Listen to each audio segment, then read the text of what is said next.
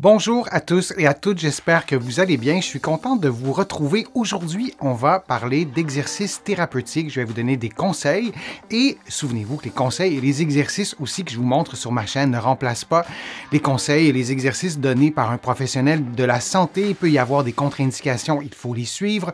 Vous devez aussi adapter les exercices à vos capacités, à votre condition. Si vous avez par exemple un problème musculo-squelettique, vous allez trouver plusieurs des exercices que je vous propose aujourd'hui dans mon livre Plus jamais malade et aussi dans mon livre sur le vieillissement pour contrer les effets du vieillissement et aussi mon livre pour soulager les douleurs au dos et au cou. La marche sur place à quatre pattes, c'est un exercice que j'aime beaucoup.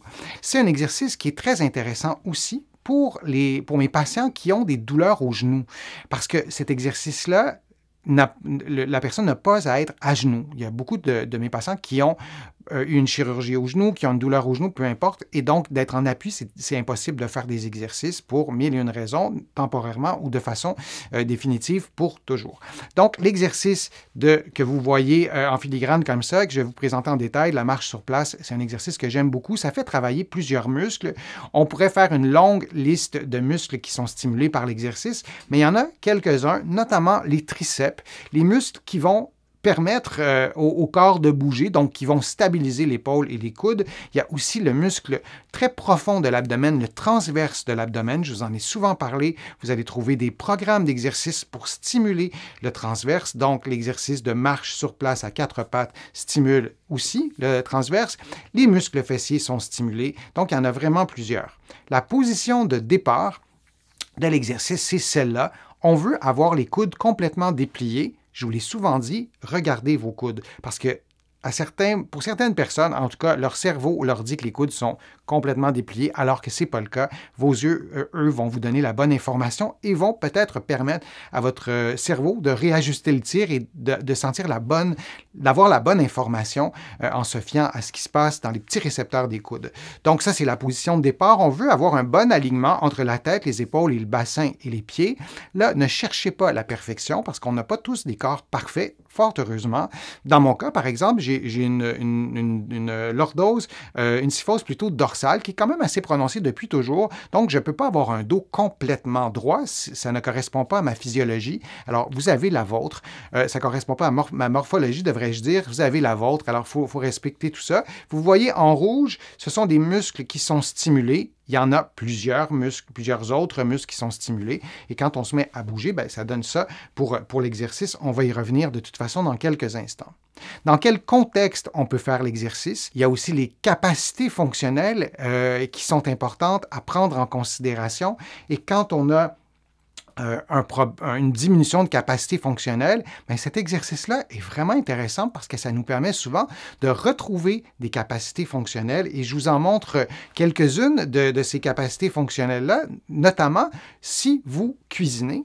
Si vous faites des travaux manuels, on a besoin de force au niveau des mains. Je vous ai mis ces photos-là, j'aurais pu en mettre vraiment plusieurs. On a besoin de force au niveau des mains, au niveau des bras. Souvent, les patients me disent, moi, j'ai des bras faibles, ça a toujours été, mais ces personnes-là ont des muscles. Elles ont vraiment des muscles. Et souvent, c'est les muscles près des omoplates, près des épaules, qui sont vraiment en proximal, qui sont vraiment très près de l'épaule, qui sont faibles. Et de renforcer ces muscles-là, souvent, ça nous donne de la force générale lorsqu'on fait des travaux manuels, de jardinage, de bricolage, de nettoyage. Et on va avoir vraiment plus d'endurance. Et le fait aussi, toujours par le même exercice de la marche sur place à quatre pattes, bien, ça stimule l'endurance, ça stimule les muscles du tronc. Et quand vous prenez une pelle qui est pleine de terre, c'est lourd, on a besoin aussi des muscles du tronc pour stabiliser. Donc, c'est un avantage énorme de cet exercice de la marche sur place à quatre pattes. Alors, si on regarde l'exercice un peu plus en détail et je le commente un peu plus, vous avez vu la position de départ et ensuite, bien, c'est simple, vous faites un mouvement qui ressemble à un mouvement de la marche sur place. C'est une animation, évidemment, donc on ne cherche pas à faire un exercice exactement comme ça à la perfection, mais on peut s'y approcher. Et on veut avoir un bon alignement entre la tête et les épaules. On veut que ça stimule les muscles des abdominaux et on répète le mouvement. On peut aussi vouloir aller chercher une composante cardiovasculaire. Alors, on peut faire le mouvement plus rapidement. Pour faciliter l'exercice, vous l'avez deviné, on peut placer nos mains sur un meuble, sur un mur même, donc être beaucoup moins incliné, c'est-à-dire ne pas être à l'horizontale et ça sera beaucoup plus forçant. Le niveau de difficulté sera, c'est-à-dire que ça sera beaucoup moins forçant, le niveau de difficulté sera réduit et vous arriverez à faire l'exercice. Et ensuite, ce qui est important, lorsque vous avez pris de la force musculaire, c'est d'augmenter le niveau de difficulté. Et souvent, notre perception physique de soi, comment on se perçoit physiquement, comment on perçoit notre endurance, notre force musculaire, etc. Souvent, c'est là depuis longtemps, souvent depuis l'enfance. Et moi, j'ai des patients qui ont une faible perception d'eux-mêmes, une perception physique d'eux-mêmes, et ils oublient ou ils ne pensent pas à augmenter le niveau de difficulté parce qu'ils sont convaincus qu'ils n'ont pas beaucoup de force. Là, je ne suis pas en train de vous parler de devenir un monsieur, une madame univers et de briser des records. Non, de retrouver une force normale qu'on peut tous avoir et parfois on est convaincu qu'on ne peut pas la retrouver. Et ça, c'est un bon exercice pour retrouver, oui, ou pour gagner une force qu'on n'a peut-être jamais eue, peu importe notre âge. C'est un exercice aussi qui est très fonctionnel, que j'aime beaucoup, qu'on peut tous faire. Et si vous vous dites que, moi, j'ai pas la force pour faire ça, c'est un exercice trop difficile, ou la phrase que j'aime pas entendre, je suis trop vieux ou trop vieille, non, il n'y a pas d'âge pour ne pas faire ou faire cet exercice-là. On peut avoir des limitations fonctionnelles, on peut avoir des incapacités aussi, c'est une chose, mais l'âge, c'est pas du tout un facteur pour faire ou ne pas faire l'exercice. Je vous remercie d'avoir été là. J'espère que les conseils que je vous ai donnés, les informations que je vous ai transmises aujourd'hui vous ont été utiles.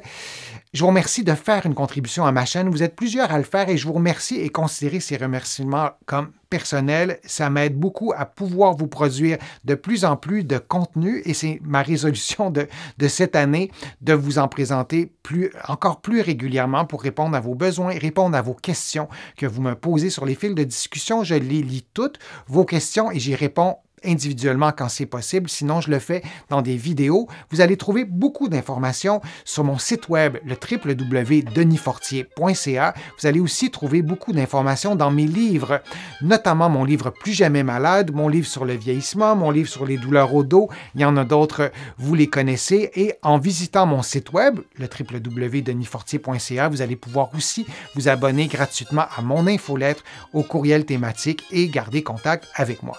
Alors, je vous dis à une prochaine fois, à une prochaine vidéo et à bientôt.